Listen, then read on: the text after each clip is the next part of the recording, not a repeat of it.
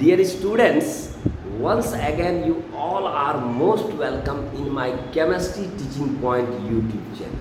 आप सबों का हमारे केमिस्ट्री टीचिंग पॉइंट के YouTube चैनल में आप सबों का स्वागत है।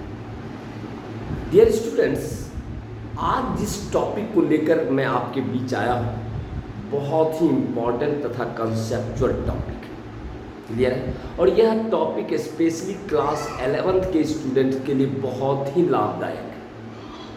और जितने भी हमारे स्टूडेंट्स हमारे वीडियो को देखते हैं, आपसे मेरा आग्रह है कृपया वीडियो के लास्ट में आप मैसेज या कमेंट करना ना भूलें, क्योंकि कमेंट से मुझे ये पता चलेगा कि हमारे वीडियो में कहाँ इम्प्रूव करने की आवश्यकता है। तो कहने का मतलब इस तरह से आप कमेंट जरूर करें, अवश्य करें। और यदि आप हमारे पहले व्यूअर हैं तो कृपया चैनल को सब्सक्राइब करना ना भूलें। चलिए डियर स्टूडेंट, स्टार्ट करते हैं। Let's start. आज जिस टॉपिक को लेके आए हैं हम आपके बीच, वह है हुंड्स का रूल। वह है आपका हुंड्स रूल।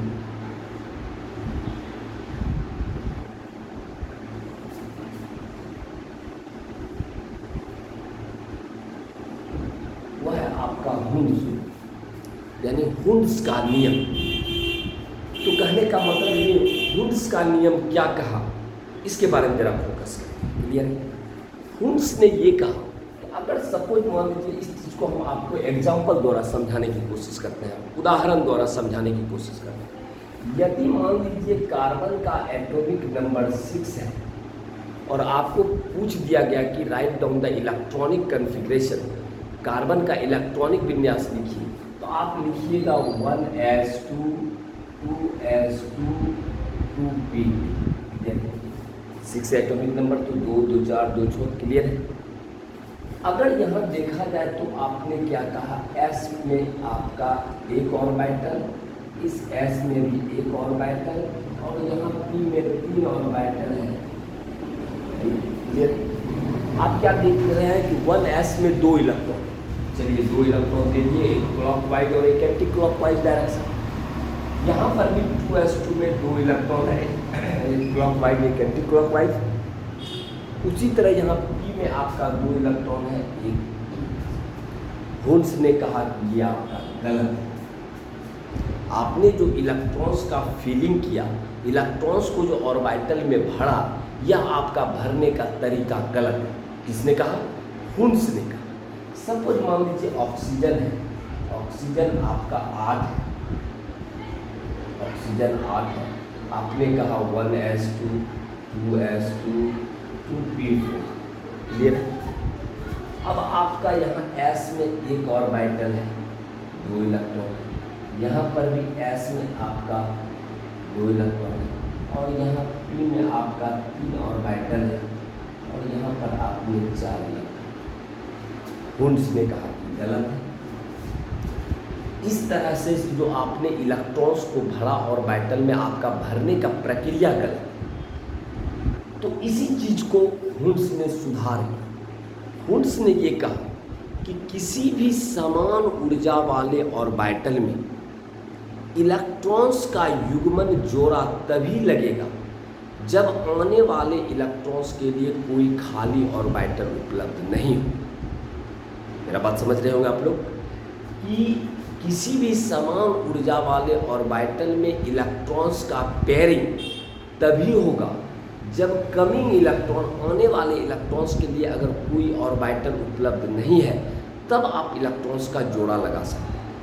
सपोज मान लीजिए ये मैंने कहा आपको गलत।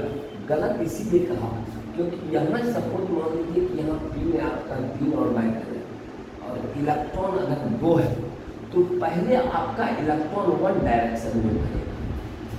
अब ये हुंड्स ने कहा कि ये बिल्कुल सही है आपका, क्योंकि आप जोड़ा नहीं लगा सकते हैं जब तक आपके पास खाली ऑर्बिटल। यहाँ पर भी देखा जाए, यहाँ पर आप देखिए कि p में आपका 3 ऑर्बिटल है और आपके पास 4 इलेक्ट्रॉन है, 1 2 3। पहले सब में एक एक ऑर्बिटल में एक एक जाएगा, उसके बाद आप जोड़ा लगा सकते हैं। ये Hund's.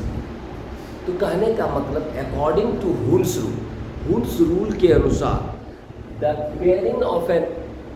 pairing of electron in an orbital is only when there is no any available space for the coming electron. अगर कोई कमिंग इलेक्ट्रॉन्स के लिए अवेलेबल वैकेंट ऑर्बिटल नहीं है, उस केस में आप इलेक्ट्रॉन्स का युग्मन कर सकते हैं, जोड़ा लगा सकते हैं। तो ये था हुन्स का, कि हुन्स के अनुसार किसी समान ऊर्जा वाले ऑर्बिटल में इलेक्ट्रॉन सबसे पहले एक डायरेक्शन में भराएगा। जब सब ऑर्बिटल में एक एक इलेक्ट्रॉन्स पहुंच जाएगा, तब आप इलेक्ट्रॉन्स का जोड़ा लगा सकते हैं, तब इलेक्ट्रॉन्स का आप युग्मन कर सकते हैं।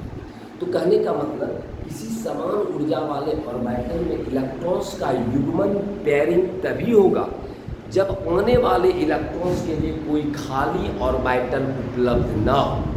जब खाली ऑर्बिटल अगर नहीं रहेगा तो उस केस में आप इलेक्ट्रॉन्स का युग्मन जोड़ा लगा सकते हैं, और जब तक आपका खाली ऑर्बिटल है तब तक आप जोड़ा नहीं लगा सकते। Means according to Hund's rule के अनुसार the pairing of electron in an orbital is only when there is no any vacant orbital for coming electron.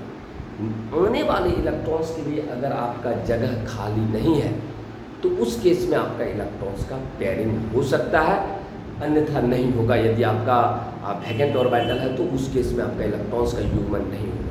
तो यही था आपका हुन्स का नियम। तो ये कॉन्सेप्ट आपको कैसा लगा, और यदि आप हमारे वीडियो से संतुष्ट हैं तो कृपया हमारे चैनल को सब्सक्राइब करना ना भूलें। Thank you.